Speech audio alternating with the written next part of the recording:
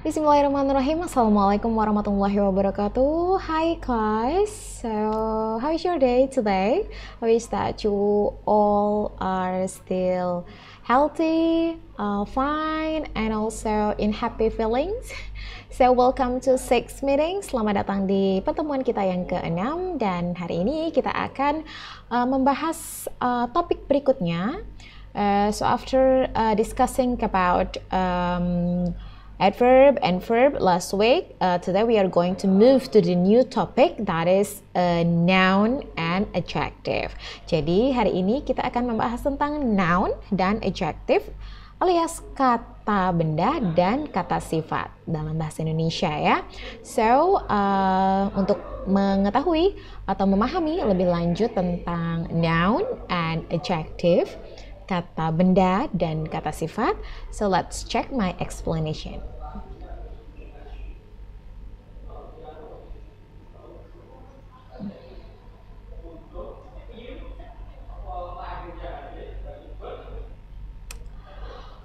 Well, in a part of speech atau bagian-bagian dari speech kita punya ada noun, ada adjective, ada verb, and adverb. Nah, verb and adverb atau kata kerja dan kata keterangan sudah kita diskusikan minggu lalu. Nah, minggu ini kita akan membahas dua part of speech yang terakhir yaitu noun dan adjective. So, kita bahas mulai dari noun ya. Well, what is noun? Apa sih kata benda itu? Nah, dalam bahasa Indonesia, mungkin kalian sudah terbayang. So, what is noun? Noun itu ya sesuatu, ya benda atau apapun itulah gitu. Seperti meja, ya laptop, ya kamera, ya handphone gitu. Itu kan benda gitu. So, in English, of course, it's same.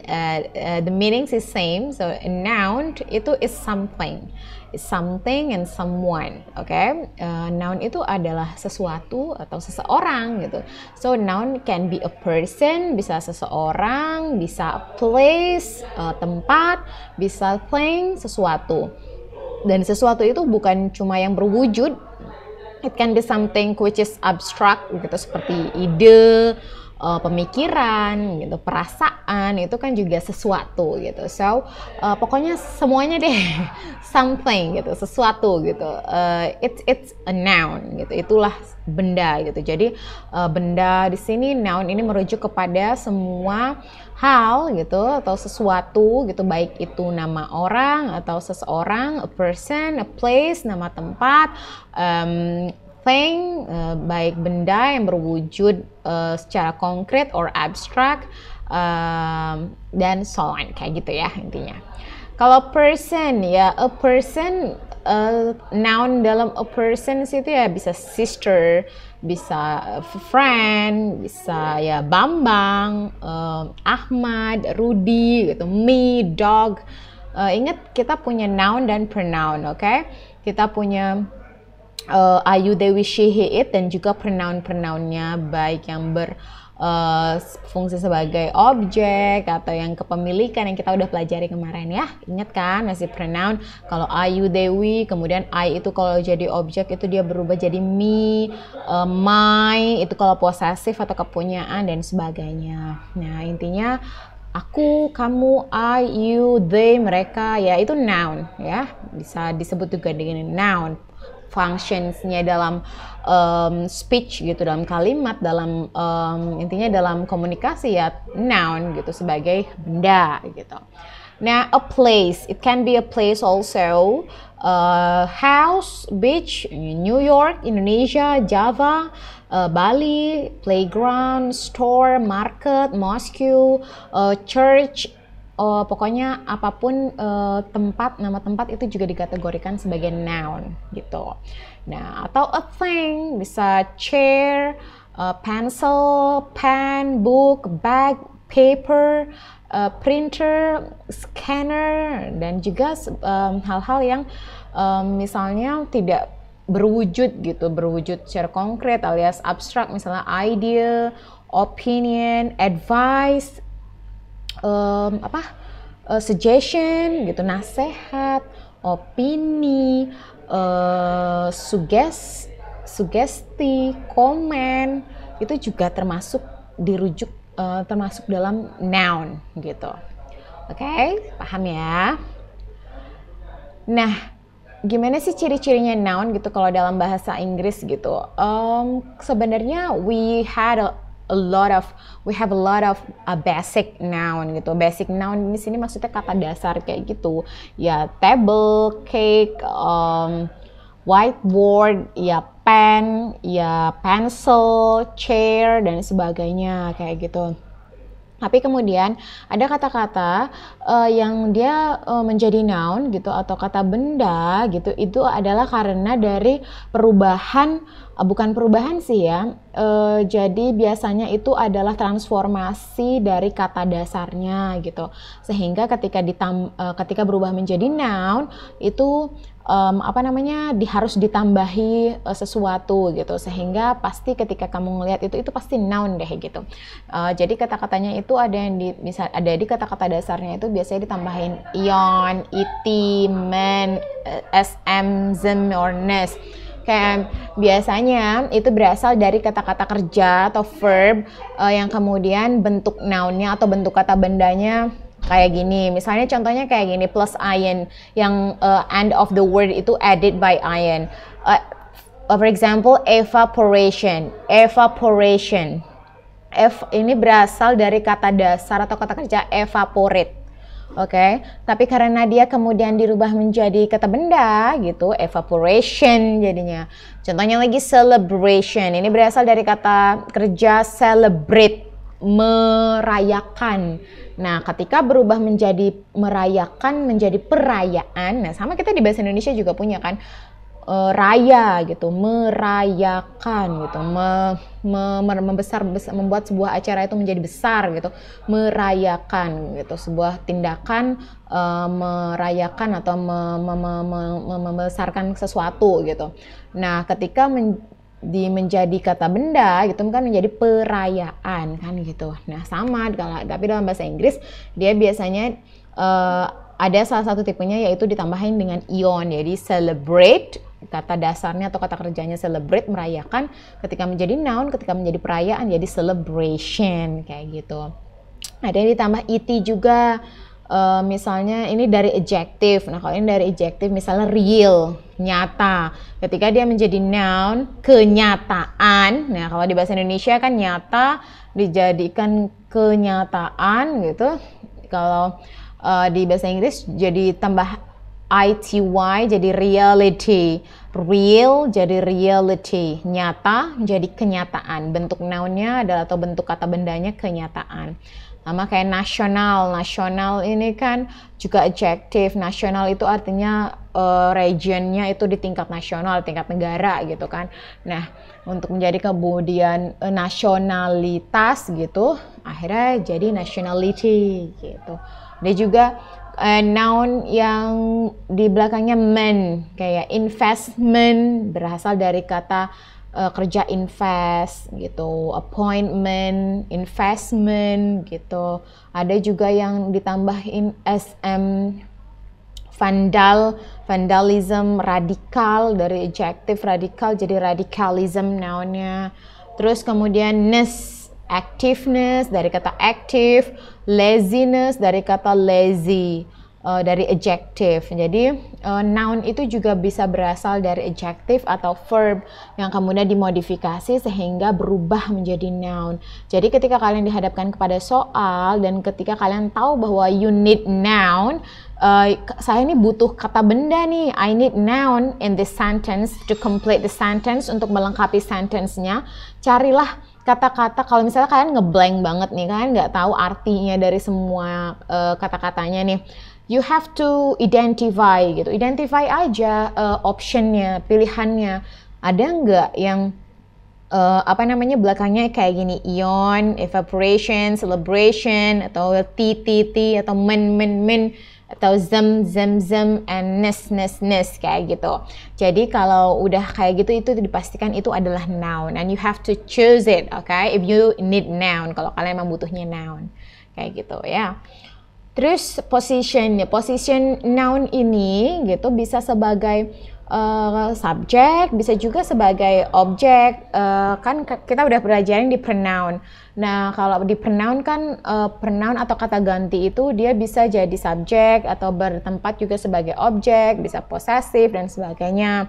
Nah, posisinya juga dia bisa tapi biasanya akan bisa berdampingan dengan verb. Yang paling sering sih berdampingan sama adjective, tapi itu pun bisa after adjective, setelah kata sifat, atau bahkan sebelum kata sifat. Nah, misalnya kayak gini nih, contohnya I buy a good book gitu. Saya membeli sebuah buku yang bagus gitu. Nah, nounnya yang mana di sini gitu? Nounnya bukan hanya I, tapi juga good book gitu, a good book gitu. So, di sini nounnya itu adalah I yang berfungsi sebagai subjek, dan a good book ini kan sebagai objek gitu. Jadi nounnya ada dua. Jadi noun itu tidak bisa kita bilang bahwa dia tuh selalu objek, enggak. Dia tuh bisa juga menjadi subjek, terus kemudian bahkan kadang-kadang noun itu bisa jadi adjektif loh. Nah, gimana sih kok bisa jadi adjektif? Nanti kita bahas ya. Contoh yang kedua misalnya lagi the book is good gitu. The book is good. Nah, nounnya yang mana? Ya the book. Ini ya the book. Nah, good-nya ini apa? Ini adjective. Is ini apa? Kan kita udah bahas kemarin bahwa ini adalah verb. Is itu adalah verb, helping verb gitu. Nah, di sini noun-nya the book. Jadi kita bisa lihat di sini bahwa dia bisa di dalam kalimat ini noun itu bisa sebagai subjek, bisa sebagai objek. Nah, noun-nya di sini bisa sebagai hanya subjek saja. Kemudian after adjective. Kalau after adjective itu artinya kan setelah kata sifat. Setelah kata sifat, ini kata sifatnya contohnya di sini good, bagus. Nah, ini dia booknya ini baru muncul setelah good. Kadang-kadang dia juga bisa muncul sebelum adjective. Adjective di sini yang contoh kedua itu adalah good. Nah, before adjective dia di sini. Kalau dia biasanya before, itu dia kalimatnya pasti kalimat is, are, kayak gitu-gitu loh. Jadi dia kalimat nominal biasanya kayak gitu-gitu.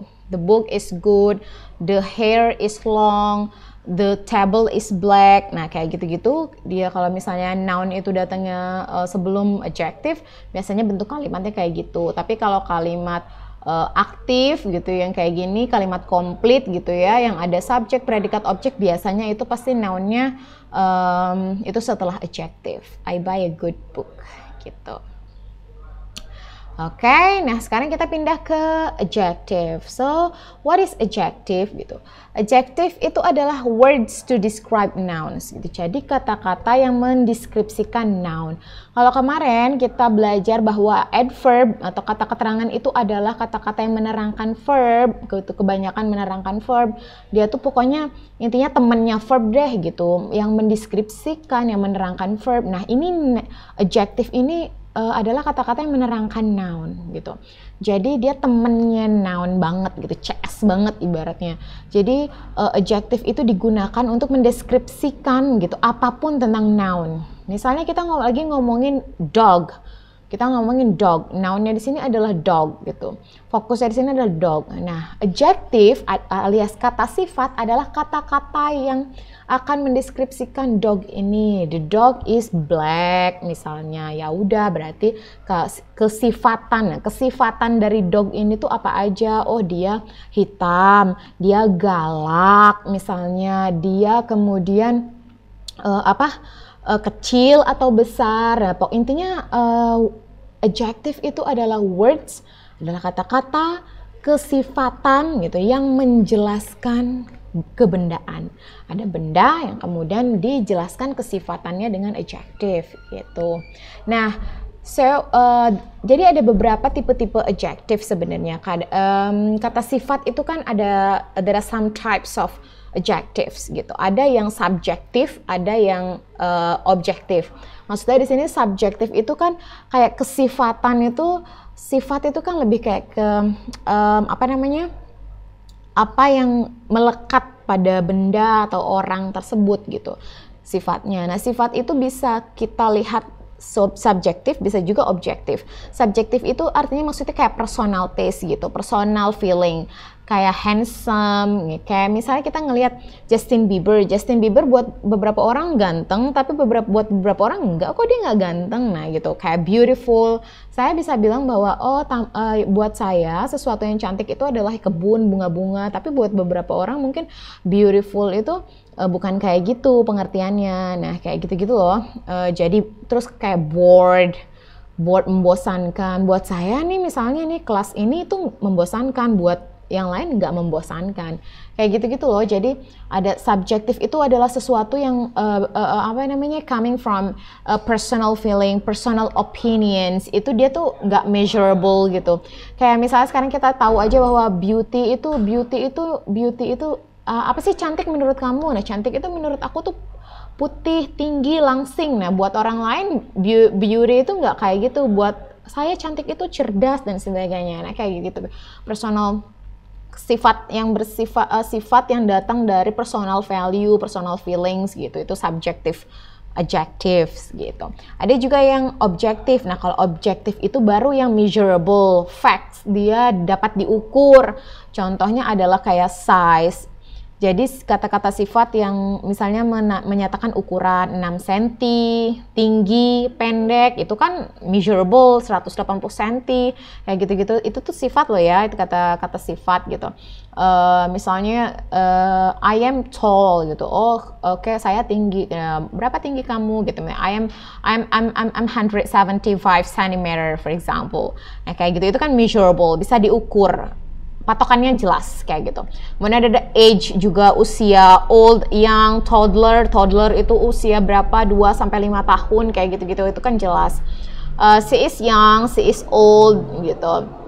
Color, the book is black, the book is blue. Semua orang akan melihat blue, semua orang akan melihat meja itu hitam gitu, kecuali orang-orang yang punya gangguan sama warna ya, kayak gitu-gitu.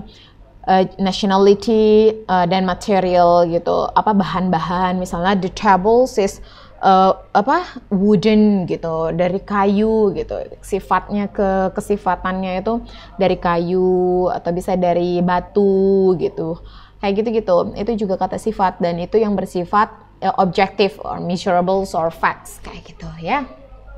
Jadi kata adjective itu banyak banget dan jenisnya yaitu dia ada yang bersifat subjektif, ada yang bersifat objektif gitu. Nah, adjective itu kalau yang basic, nah ada hard, soft, color ya pink, black, yellow, blue, tinggi, rendah, tall, short, long, short, apalagi lebar, wide gitu, narrow, sempit, kayak gitu-gitu. Itu kan basic, kata-kata sifat yang basic gitu. Ada juga kata-kata sifat yang sama kayak tadi, sama kayak noun yang dia berasal dari kata lain seperti verb, seperti noun yang akhirnya berubah jadi adjective gitu. Misalnya contohnya kayak gini, beberapa tipenya itu ada yang diakhiri dengan ing, if, add, full, able. Jadi ketika kalian nanti harus jawab soal, kemudian kalian yakin bahwa saya ini butuh adjective. I need adjective to fill the blank. Saya butuh adjective nih untuk memenuhi the incomplete passage. So you have to choose adjective. Nah, ciri-ciri adjective itu ya ini, kalau nggak dia bentuknya basic, yaitu ya bentuk-bentuknya diakhiri ing, ive, ed, full, able, kayak gitu. Jadi selain yang basic kayak hard, soft, keras, lembut, we have ing, ended by ing.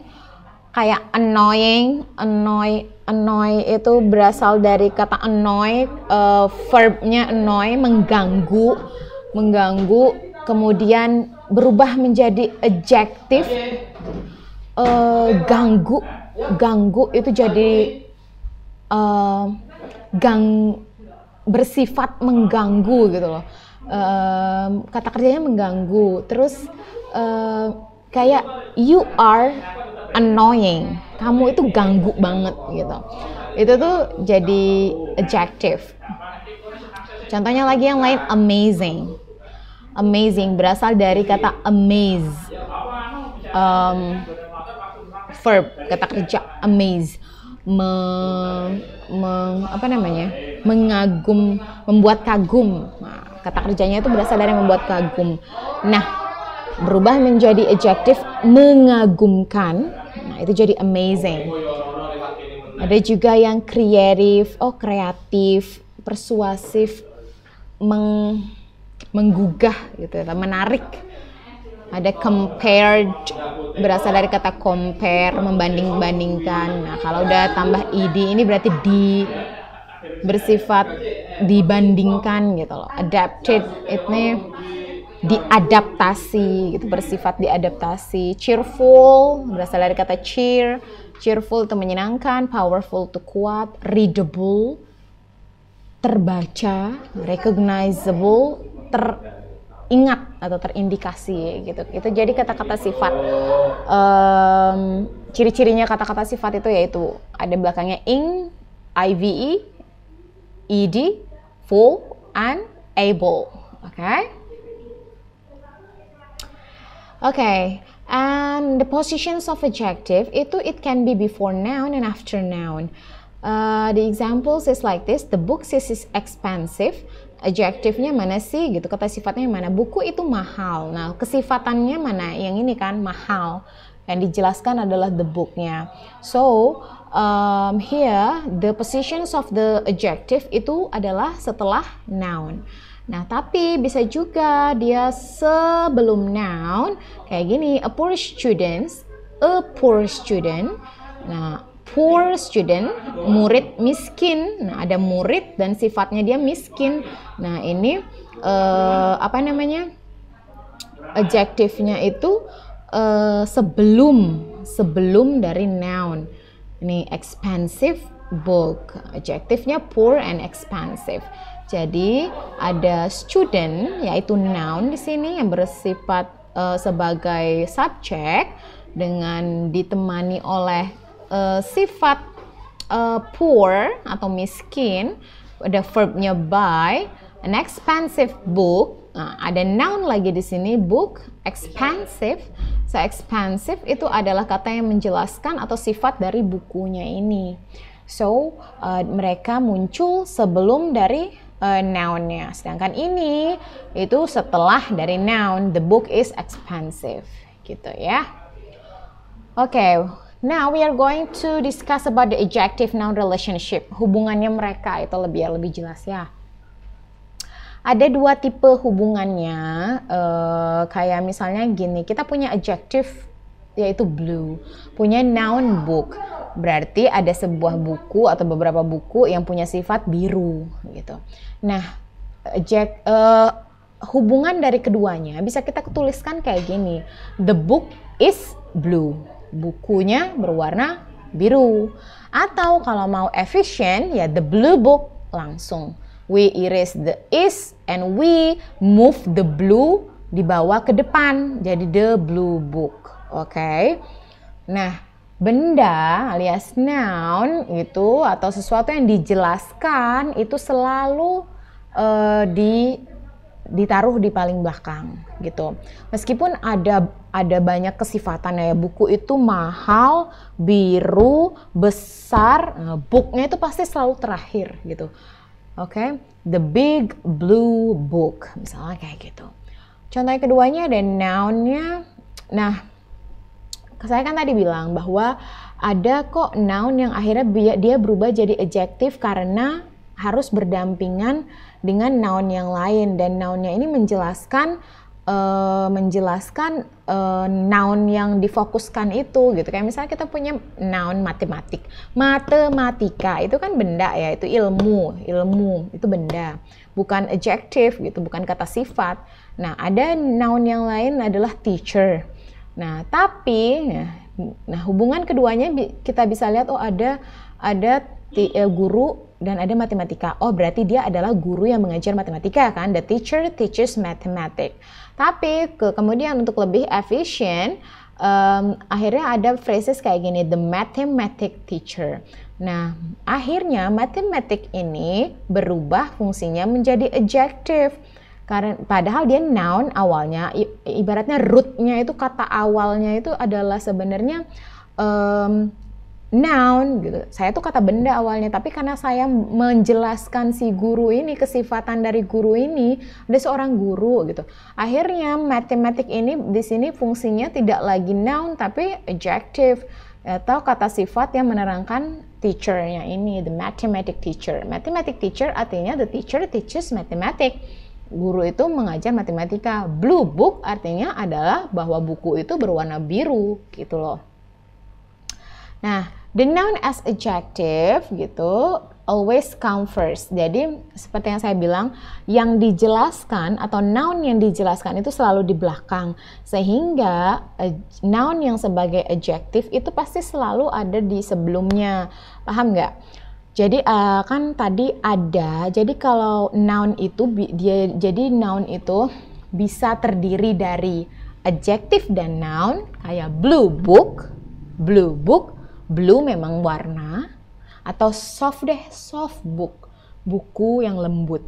Soft book emang jelas adjective, pasti selalu kemudian diikuti noun, soft book. Tapi ketika noun dan noun, contohnya kayak tadi mathematic teacher, nah noun yang bersifat sebagai adjective itu pasti selalu juga di awal, dan kemudian apa yang menjadi fokus atau yang dijelaskan sifatnya itu selalu pasti ditaruh lebih belakang. Kayak gini contohnya, race horse sama horse race itu beda. Race horse, horse race itu beda. Kalau race horse artinya yang menjadi fokus adalah di sini horse. Sifatnya bersifat race, artinya a race horse is a horse that runs in races. A race horse alias kuda pacu adalah kuda yang berlari di pacuan. Tapi kalau a horse race itu is race for horses. Tapi kalau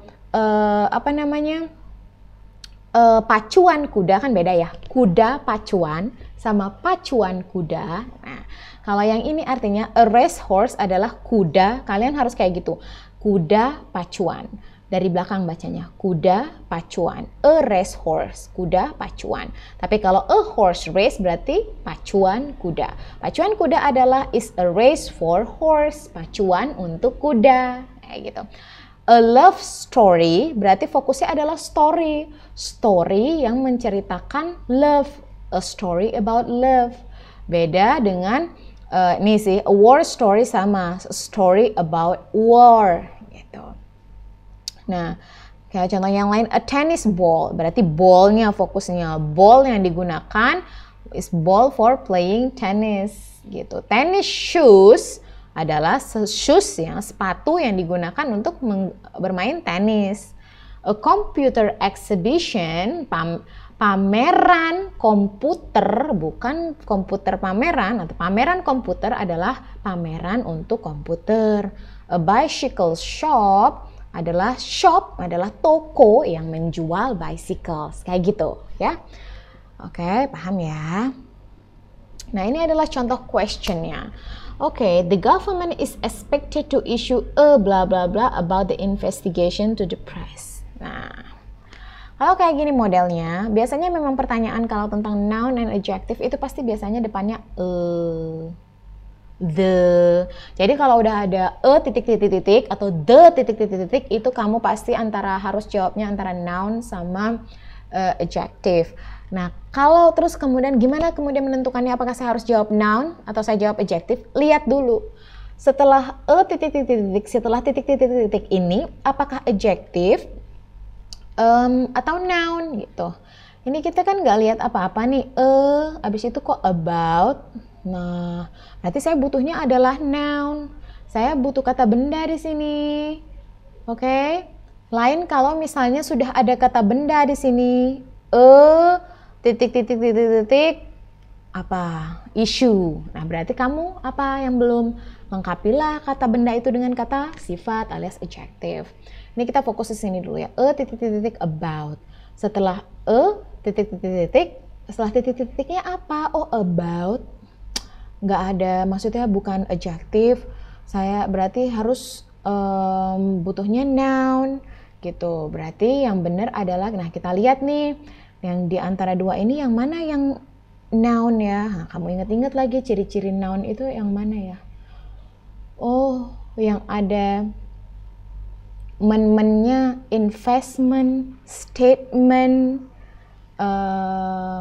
apa lagi? Basement. Nah, kayak gitu-gitu. Itu berarti kamu harus pilih statement. Pemerintah diharapkan untuk mengeluarkan a statement, pernyataan tentang investigasi ke press, ke wartawan gitu. Contoh question yang kedua ini, dolphins are a titik-titik spesies. Nah, dolphins, lumba-lumba adalah titik-titik spesies. Nah, kamu lihat nih, oh ini pasti kalau sudah ada atau the, saya butuhnya adjective atau noun. Nah, terus gimana nih adjective atau noun ya? Nah, lihat lagi setelah titik-titiknya.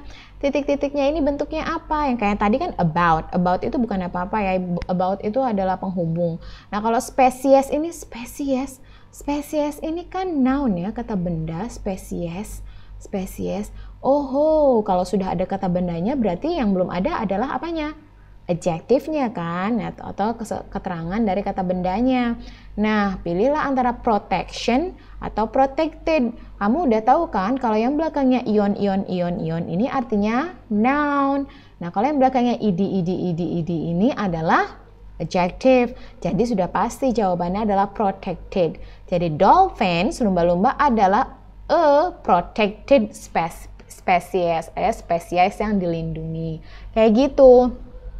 Oke, gitu dia penjelasan tentang noun and adjective. Kalau kalian belum paham, coba diulangin lagi, nonton videonya pelan-pelan, dicerna lagi. Semoga penjelasan saya cukup bisa membantu kalian memahami tentang noun and adjective dan membantu kalian untuk menjawab soal-soal yang berhubungan dengan noun and adjective. Oke, so that's all about my explanation about noun and adjective. We'll meet again in next chances. So see you on next meeting. Wassalamualaikum warahmatullahi wabarakatuh. Bye bye.